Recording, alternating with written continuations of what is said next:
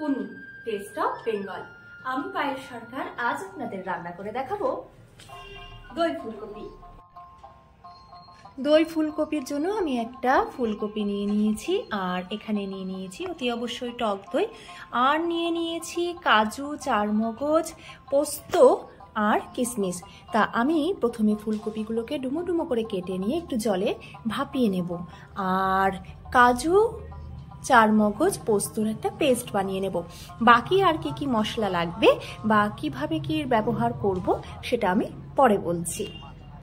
শীতকাল মানে কিন্তু যে কোনো কপি খাওয়ার মরশুম, আর প্রতিদিনের একঘেয়েমি স্বাদের থেকে এই স্বাদটা হবে একদমই আলাদা। সম্পূর্ণ নিরামিষভাবে রান্না করব আজকের দই ফুলকপি। এর জন্য আমি প্রথমে ফুলকপিটা কেটে নিচ্ছি। যেহেতু এই রান্নার মূল উপকরণ ফুলকপি, তাই ফুলকপিটা একটু বড় সাইজেরই কাটবো। আর এখন শীতের মরশুমের একদম প্রথমের দিক, এই সময়ে কিন্তু ফুলকপিতে পোকা হয় না, তাই নিশ্চিন্তে বড় বড় করে ফুলকপি আমরা কেটে নিতেই পারি।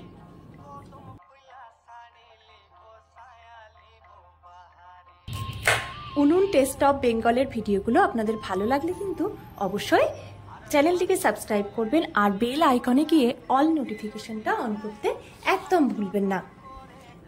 ফেসবুক এবং ইনস্টাগ্রামেও কিন্তু উনুন টেস্ট অফ বেঙ্গলকে আপনারা ফলো করতে পারেন, আর ভিডিওগুলো অবশ্যই শেয়ার করে আমাদের পাশে থাকবেন।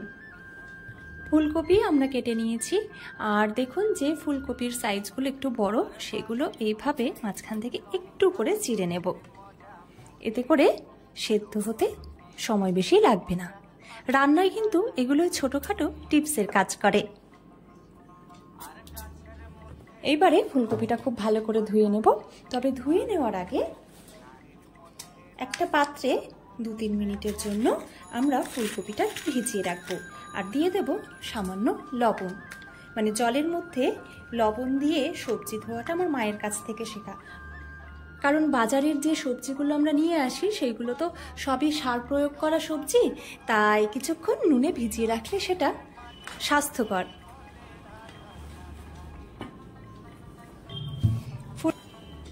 ফুলকপি আমরা ধুয়ে ভাপিয়ে নেব, আর তার মধ্যেই আমি এই সময়ে করে নেব চারমগজ, পোস্ত আর কাজুর একটা পেস্ট, আর সাথে দিয়ে দেব 1 ইঞ্চি মতন আদা।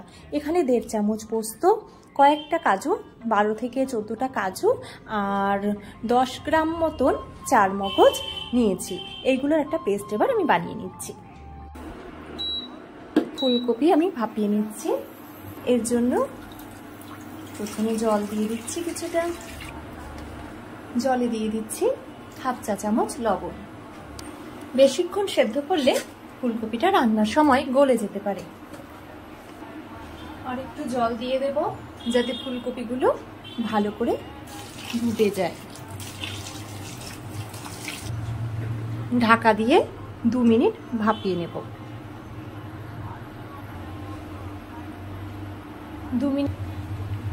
2 মিনিট হয়ে গেছে। আমরা দেখতেও পাচ্ছি যে ফুলকপির জলটা ফুটে উঠেছে, অর্থাৎ জলে বলক এসে গেছে। আর আমরা ভাপাবো না।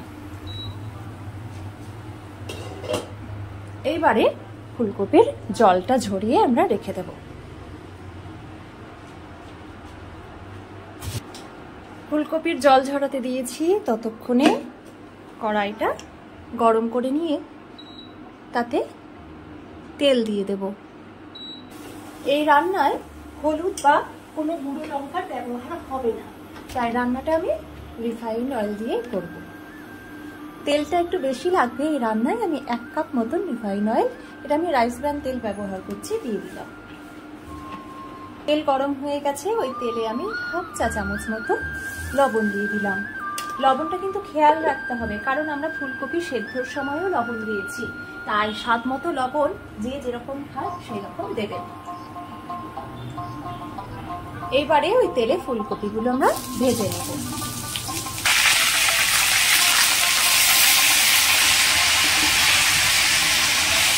ঢাকা দিয়ে দিয়ে আমরা ফুলকপিটা ভেজে নিচ্ছি।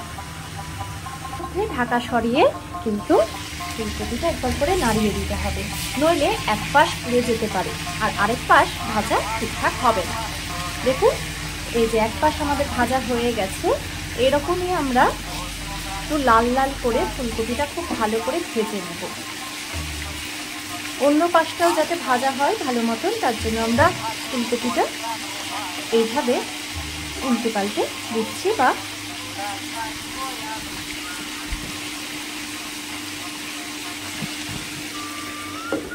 আঁচ কমিয়ে এই ভাজাটা করলে সেদ্ধটা খুব ভালো হয়। আরও একবার ঢাকা তুলে নিচ্ছি। আরেকটু ভাজা হবে, তবে এই পর্যায়ে এসে আর ঢাকা দেব না। আরেকটু ঢাকা দিলে কিন্তু ফুলকপিটা রান্নার সময় গলে যাবে। প্রথম অবস্থাতেই আমি ঢাকা দিয়েছি, আর দেব না। রান্নার সময় এই ছোটোখাটো জিনিসগুলো খেয়াল করতে হয়। ফুলকপি খুব ভালো করে ভাজা হয়ে গেছে, এবারে আমরা এগুলো তুলে নেব।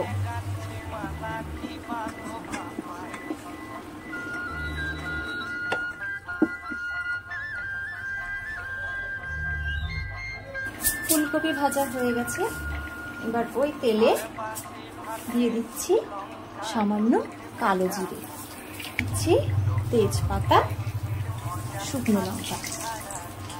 ফোড়ন থেকে ভাজা গন্ধ আসলে এরপরে পেস্ট করে রাখা মশলাটা দিয়ে দেব। কাজু, চারমগজ, পোস্ত আর আদার পেস্ট। এই রান্নায় আমি জিরে গুঁড়ো বা জিরে বাটা ব্যবহার করছি না, আপনারা চাইলে করতে পারেন।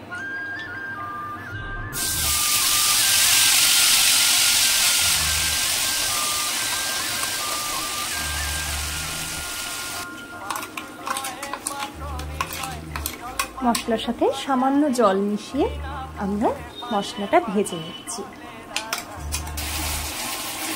মশলা ভাজা ভাজা হয়ে এসেছে, দেখতেই পাচ্ছি মশলা থেকে তেল ছেড়ে এসেছে। এই সময় মশলায় যোগ করে দেব লবণ, দিয়ে দিচ্ছি পরিমাণ মতো লবণ। এই রান্নার স্বাদটা কিন্তু ঝাল হয় না, আর নুনটাও খুব বেশি হয় না। নুনটা স্বাদ মতনই দেবেন, আর একটু মিষ্টি মিষ্টি হলে ভালো লাগে। আমি দিয়ে দিলাম চিনি, এখানে 1 চা চামচ, 1 চা চামচের একটু বেশি, 1.5 চা চামচ চিনি ব্যবহার করলাম। খুব সুন্দর একটা রং এসেছে। এরপরে দিয়ে দিচ্ছি ফেটিয়ে রাখা টক দই। এখানে 3 টেবিল চামচ টক দইয়ের ব্যবহার করব।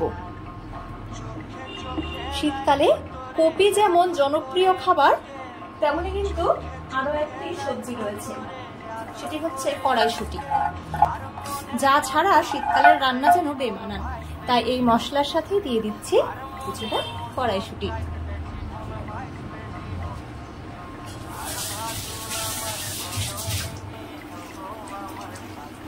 মশলাটা ভেজে নেব যতক্ষণ না মশলা থেকে মশলার কাঁচা গন্ধ যাচ্ছে। মশলা পুরোপুরি কষানো হয়ে গেছে, এবার এই মশলার মধ্যে দিয়ে দিচ্ছি ভেজে রাখা ফুলকপিগুলো। ফুলকপি যেহেতু খুব ভালো ভাজা হয়ে গেছে এবং ভাজার সময় প্রায় 3 ভাগ সেদ্ধ হয়ে গেছে, তাই আর ঢাকা দেওয়ার প্রয়োজন হবে না। এইভাবে আমরা মশলা কষিয়ে নেব। আর মশলা কষাতে কষাতে যখন মনে হবে মশলা তলায় পুড়ে যাচ্ছে বা ধরে আসছে, তখন কিন্তু অল্প অল্প করে জলের ব্যবহার করব। একেবারে অনেক বেশি জল দিয়ে দেবেন না। রান্না প্রায় হয়ে এসেছে। মশলার সাথে মোটামুটি 5 থেকে 6 মিনিট হালকা আছে আমরা ফুলকপি কষিয়ে নিয়েছি। আর কিছুটা কিশমিশ আমি এখানে এইভাবে কুচো করে নিয়েছি। এবারে ফুলকপির সাথে মিশিয়ে নেব।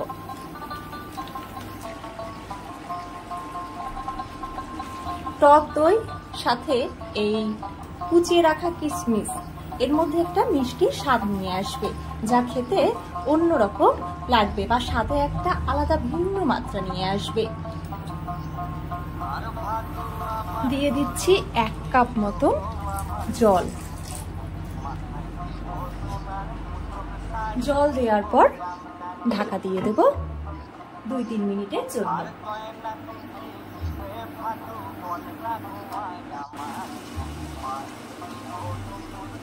ঢাকা সরিয়ে নিলাম। আমাদের রান্না অলমোস্ট হয়ে গেছে,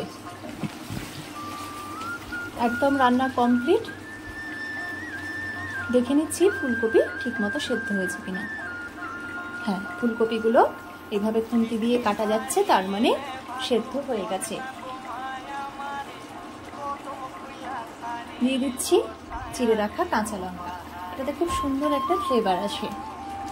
আর এই রান্নায় যেহেতু লঙ্কার ব্যবহার আগে করিনি আর শুকনো বা গুঁড়ো লঙ্কারও ব্যবহার করিনি, তাই সব শেষে দিয়ে দিচ্ছি গুঁড়ো করে রাখা গোলমরিচ। এখানে 1 চামচ মতো, 1 চা চামচ মতো গোলমরিচের গুঁড়ো দিয়ে দিলাম। শেষে চাইলে ঘি গরম মশলাও যোগ করা যেতে পারে, কিন্তু গোলমরিচের গন্ধ সাথে আমি আর অন্য গন্ধ মিলিয়ে দিতে চাইছি না। লঙ্কা দেওয়ার পরে আমরা আরও 1 মিনিট এইভাবে তরকারিটা রান্না করে নেব।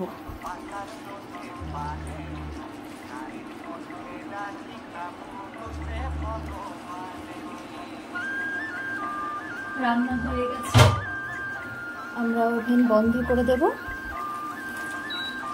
আর পরিবেশনের আগে হাতে যদি সময় থাকে তাহলে 5 মিনিট এইভাবে ঢাকা রেখে দেব।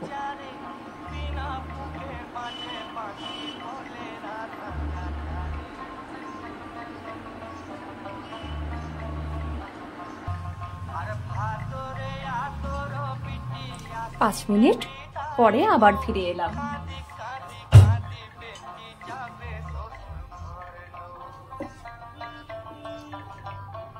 ভিডিওটা যারা এতক্ষণ দেখলেন তাদের জানাই অনেক ধন্যবাদ। আপনারা সুস্থ থাকুন, ভালো থাকুন, আনন্দে থাকুন, আর উনুন টেস্ট অফ বেঙ্গলের পাশে থাকুন। রুটি, পরোটা, নান, পোলাও, ফ্রাইড রাইস যে কোনো কিছুর সাথে কিন্তু এই রান্নাটা খেতে খুবই ভালো লাগে। আপনারাও একদিন এইভাবে রান্না করে খেয়ে দেখুন। আপনিও বলবেন এর স্বাদ যেন অমৃত।